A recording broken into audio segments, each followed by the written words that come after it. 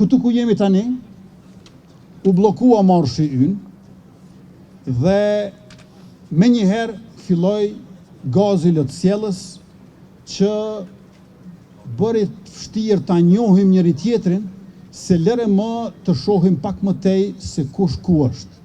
Dhe vetëm 8 sekonda pas hedhjes së gazit lotësjellës, policia unë mikut filloi që me plumba gome të skaduar prej 11 vjetësh të qëlloj mbi trupat e demonstruesve, kryesisht në kokat dhe gjokset e tyre.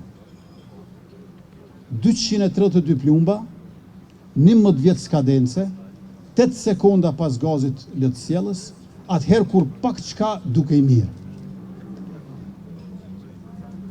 E vranë Arben Gjeladinin e Mon Balajn, u lënduan e plagosën rënd e lehtë 84 protestues, pra edhe vetun miku e ka pranuar fajin.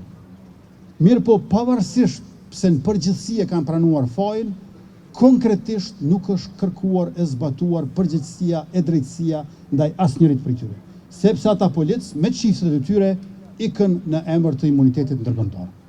Arben Gjeladini dhe Mon Balaj janë dëshmorë të vullnetit për liri, ashtu si shkruan në pllakën këtu në rrugën Nëna Tereza në qendër të kryeqytetit, dhe ata janë kujtimi jon i përhershëm në themelet e lëvizjes vetëvendosje dhe të kapitujve që pasuan në rritjen e në ngritjen tonë, gjithnjë në shërbim të popullit shqiptar e të shtetit të Kosovës.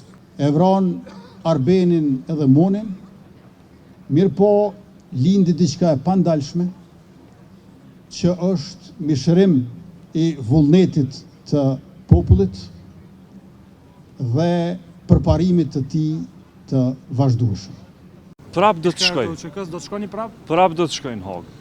Po pra do të jem aty në ditën përfundimtare, kam apliku për me qenë atje dhe do të përfaqësoj shtetin e Kosovës në atë proces. Unë pres që ky proces këto akuza me dështu janë të paqëndrueshme, janë shpifje, janë gënjeshtra të cilat e ofendojnë në palc luftën tonë qëllimtare.